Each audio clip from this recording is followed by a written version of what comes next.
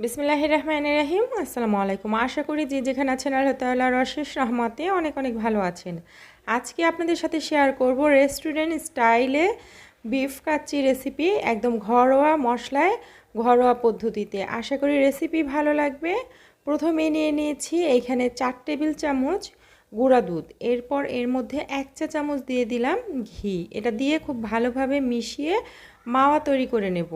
তো এটা খুব ভালোভাবে মিশিয়ে আমি একটা সাইডে রেখে দিচ্ছি। এখানে নিয়েছি কয়েক টুকরা আলু, আলুর মধ্যে দিয়ে দিয়েছি লবণ, আর আলুটাকে আগে থেকে হাফ সেদ্ধ করে নিয়েছি। এরপর আমি অরেঞ্জ ফুড কালার দিয়ে এটাকে মেখে একটা সাইডে রেখে দিচ্ছি। এখন আমি এখানে 1 কেজি গরুর মাংস নিয়েছি, এটাকে খুব ভালোভাবে ধুয়ে পানি ঝরিয়ে নিয়েছি। এখন এখানে 1/4 কাপ দিয়ে দিলাম টক দই, টক দইয়ের পানিটা ঝরানো আছে। এরপর দিয়ে দিচ্ছি 3 টেবিল চামচ কাজু বাদাম বাটা, তবে আপনি এখানে যে কোনো বাদাম বাটা ব্যবহার করতে পারেন। এখন দিয়ে দিচ্ছি লবণ, লবণটা স্বাদ অনুযায়ী বুঝে দিতে হবে। এরপর দিয়ে দিচ্ছি আদা রসুন বাটা, এখানে 3 টেবিল চামচ পরিমাণে। এখন এর মধ্যে কিছু বাটা মশলা ব্যবহার করব। এখানে আমি নিয়েছি জিরা বাটা 1 টেবিল চামচ, এখানে নিয়েছি জায়ফল এবং জয়ত্রী বাটা 1 চা চামচ, এখানে গরম মশলা বাটা 1 চা চামচ, আর এখানে 1.5 চা চামচ নিয়েছি ধনিয়া বাটা। এখানে চাইলে সবগুলো মশলা গুঁড়া মশলা ব্যবহার করতে পারেন, তবে বাটা মশলার ঘ্রাণটা অনেক বেশি ভালো আসে। তো এরপর দিয়ে দিচ্ছি মরিচের গুঁড়া, এখানে 1.5 চা চামচ, তবে ঝালটা নিজেদের পছন্দ অনুযায়ী এখানে বাড়িয়ে অথবা কমিয়ে দেওয়া যাবে। 3টা তেজপাতা ছোট করে ছিঁড়ে দিয়েছি, একটি কালো এলাচ দিয়েছি মানে বড় এলাচ, আর দিয়ে দিলাম 4 টুকরা দারচিনি, 1 ইঞ্চি সাইজের 4টা এলাচ। এলাচের মুখটা অবশ্যই ফাটিয়ে দিতে হবে। এরপর 1 কাপ পেঁয়াজ ভাজা নিয়েছি, এখান থেকে আমি হাফ কাপ পরিমাণে দিয়ে দিচ্ছি। তো এখন এর মধ্যে দিয়ে দিব পেঁয়াজ ভাজার তেল, এখানে 1/4 কাপের একটু কম আছে। তো এটাকে দিয়ে আমি এখন হাত দিয়ে খুব ভালোভাবে মেখে নিব। এই মাখানোটা খুব ভালোভাবে মেখে নিতে হবে, এতে করে স্বাদটা অনেক বেশি ভালো আসবে। মেখে নেওয়ার পর এটাকে আমি হাঁড়ির মধ্যে খুব ভালোভাবে ছড়িয়ে দিয়েছি। তো এখন এর মধ্যে দিয়ে দিব আগে থেকে যে আমি আলুটা তৈরি করে রাখলাম সেটা। তো কাচ্চির আলুগুলো খেতে কিন্তু অনেক বেশি মজা লাগে। তো দিয়ে এখন আমি এর মধ্যে দিয়ে দিব পেঁয়াজ বেরেস্তা, এখানে দিয়ে দিলাম আমি। তো এখানে 1/3 কাপ পরিমাণে আছে। তো এটাকে দিয়ে এখন এর মধ্যে দিয়ে দিচ্ছি 5টা আলু বখেরা। এরপর দিয়ে দিব কিশমিশ, এখানে আমি বেশ কিছুটা কিশমিশ দিয়েছি। চাইলে এখানে কিন্তু আস্ত বাদাম দেওয়া যাবে, কাজু বাদাম পেস্তা বাদাম এগুলো। এরপরে যে আমি গুঁড়া দুধটা তৈরি করে রেখেছি সেটাকে দিয়ে দিচ্ছি। তো সবটুকু গুঁড়া দুধ এখানে দিয়ে দিব, এতে করে এই কাচ্চির স্বাদটা কিন্তু অনেক বেশি ভালো আসবে। এটা অবশ্যই ব্যবহার করার চেষ্টা করবেন। এরপর কিছু কাঁচামরিচ নিয়েছি, এটাকে আমি আস্ত দেব না, এটাকে মাঝখান থেকে একটু কেটে দিচ্ছি। এতে করে যেমন হালকা একটু ঝাল বের হবে, এতে সুন্দর একটা ঘ্রাণ বের হবে। এখন ঢেকে রেখে দিচ্ছি 1 ঘন্টার জন্য। তো এরপর আমি চাল ভিজিয়ে নিচ্ছি, এখানে বাসমতি চাল নিয়েছি 2.5 কাপ পরিমাণে। চাইলে সেম রেসিপিতে কিন্তু পোলার চাল দিয়েও রান্না করা যাবে, এর আগে আমি সেই রেসিপি দিয়েছি।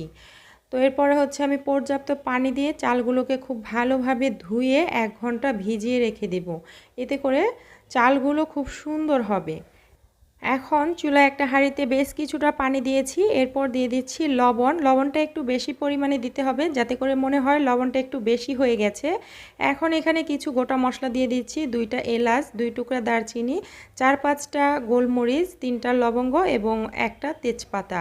এখানে 1 টুকরা লেবু রস দিয়েছি, আর দিয়ে দিচ্ছি 1 টেবিল চামচ পরিমাণে রান্নার তেল। লেবু রসটা দেওয়ার কারণে রাইসগুলো কিন্তু একদম ধবধবে সাদা হবে। এরপর দিয়ে দিচ্ছি আমি আগে থেকে ভিজিয়ে রাখা চালটা, দিয়ে এখন হাই হিটে রান্না করব 6 মিনিট, ঘড়ি ধরে 6 মিনিট রান্না করব। সেই ফাঁকে আমি এখানে নিয়ে নিচ্ছি একটা বাটির মধ্যে 1 কাপ লিকুইড দুধ, দুধটা আগে থেকে জাল করা আছে। আর এখানে দিয়ে দিব হাফ চা চামচ টেস্টিং সল্ট, রেস্টুরেন্টের স্বাদ পেতে চাইলে অবশ্যই এই টেস্টিং সল্টটা ব্যবহার করতে হবে। এরপর দিয়ে দিচ্ছি ঘি, এইখানে 1 টেবিল চামচ পরিমাণে। আমি সবসময় ঘরে তৈরি ঘি ব্যবহার করি, তবে আজকে ছিল না তাই কেনা ঘিটা ব্যবহার করছি। তো এটা মিশিয়ে একটা সাইডে রেখে দিচ্ছি। এখন সামান্য একটু দুধের মধ্যে একটুখানি অরেঞ্জ ফুড কালার দিয়ে মিশিয়ে এটাকেও একটা সাইডে রেখে দিচ্ছি, এতে করে রান্নাটা কিন্তু সহজ হয়ে যাবে। তো এখন আমি 6 মিনিট রান্না করার পর ফিরে এসেছি। প্রথম যে রাইসটা আমি তুলে নেব সেটা 6 মিনিট রান্না করতে হবে। এরপর এটাকে আমি উঠিয়ে নিচ্ছি, পানিটাকে ঝরিয়ে উঠিয়ে সাথে সাথে আমি যে মাংসটা ম্যারিনেট করে রেখেছিলাম তার উপরে লেয়ারটা দিয়ে দিয়েছি। প্রথম কিছুটা রাইস উঠিয়ে আমি উপরে দিয়ে দিচ্ছি। এই রাইসটা 6 মিনিট রান্না করার কারণে রাইসটা কম সেদ্ধ হয়েছে। আর পরবর্তী যে রাইসগুলো তুলে নেব সেগুলো 9 মিনিট রান্না করার পরে আমি তুলে নিচ্ছি। পানিটাকে ওখান থেকে ঝরিয়ে উঠিয়ে আমি সাথে সাথে এখানে দিয়ে দিচ্ছি। পানিটা কিন্তু পুরোপুরি ঝরে যায়নি, কিছুটা পানি কিন্তু এর মধ্যে রয়ে যায়। তো পুরো রাইসটাকে আমি দিয়ে দিয়েছি ছড়িয়ে। এখন এর মধ্যে আমি আগে থেকে যে দুধ আর ঘি মিশিয়ে রেখেছিলাম সেটা দিয়ে দিচ্ছি। দুধটা এমনভাবে দিতে হবে যাতে করে এই দুধটা দিয়ে পুরো চালগুলো ধুয়ে যায়, সেই রকমভাবে দিতে হবে, পুরোটার মধ্যে ছড়িয়ে দিতে হবে। এখন উপরে কিছুটা যে পেঁয়াজ বেরেস্তা রেখেছিলাম সেটা দিয়ে দিচ্ছি উপরে।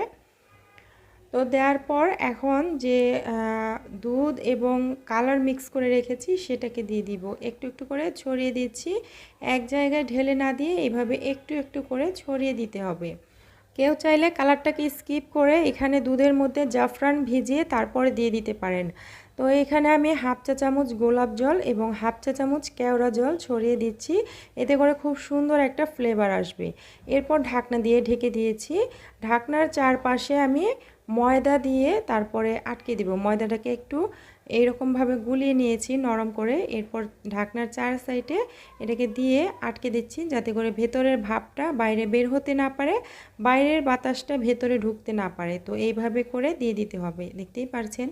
তো এখন এটাকে আমি চুলায় বসিয়ে দিচ্ছি। চুলায় বসিয়ে হাই হিটে 5 মিনিট রান্না করে নেব। এতে করে এর মধ্যে বলক চলে আসবে। যখন ঢাকনার উপরে বাষ্প চলে এসেছে তখন আমি এখানে একটা লং দিয়ে ছিদ্রটাকে আটকে দিয়েছি। আর 5 মিনিট রান্না করার পর এটাকে নামিয়ে একটা তাওয়া বসিয়ে দেব। তার উপরে এখন আমি হাঁড়িটাকে বসিয়ে দিচ্ছি। এখন 5 মিনিট হাই হিটে রান্না করব যাতে করে তাওয়াটা খুব ভালোভাবে গরম হয়ে যায়। এরপর আমি চুলাটাকে একদম কমিয়ে দিয়েছি, কমিয়ে দিয়ে 1 ঘন্টা রান্না করে নেব। চুলার আঁচটা কমিয়ে রেখে 1 ঘন্টা রান্না করতে হবে। তো প্রথমে আমি 10 মিনিট হাই হিটে রান্না করেছি, পরবর্তীতে 1 ঘন্টা কম লো হিটে রান্না করেছি। এরপর আমি ঢাকনাটাকে খুলে আপনাদের দেখিয়ে দিচ্ছি। তো দেখতেই পারছেন মাশাআল্লাহ খুব সুন্দর হয়েছে। আর এখানে একটা ছোট্ট টিপস হচ্ছে, মাংসটা যখন ম্যারিনেট করবেন কমপক্ষে 1 ঘন্টা রেস্টে রাখতেই হবে, অথবা এর চেয়ে বেশি রাখলে আরও বেশি ভালো। এতে করে মাংসের ভেতরে মশলাটা খুব ভালোভাবে ঢুকতে পারে। তো এই তো দেখতেই পারছেন মাংসটা কিন্তু খুব সুন্দরভাবে হয়েছে, রাইসগুলো ঝরঝরে হয়েছে, আর নিচে একটু পানি নেই অথবা পুড়ে যায়নি। তো একদম পারফেক্ট আছে এটা। আমি এটাকে একটা প্লেটের মধ্যে নিয়ে নিয়েছি। এটা মাশাআল্লাহ দেখতে যতটা সুন্দর, খেতে কিন্তু তার চেয়ে বেশি মজার হয়েছে। তো ঘরোয়া মশলায় একদম সহজ পদ্ধতিতে রেসিপিটা আপনাদের সাথে শেয়ার করেছি। রেসিপি আপনাদের কাছে কেমন লেগেছে সেটা অবশ্যই কমেন্টে জানাতে ভুলবেন না। আজকের মতো এতটুকুই, দেখা হবে নেক্সট ভিডিওতে। সেই পর্যন্ত সবাই ভালো থাকবেন, সুস্থ থাকবেন। এতক্ষণ সাথে থাকার জন্য অসংখ্য ধন্যবাদ। আল্লাহ হাফেজ।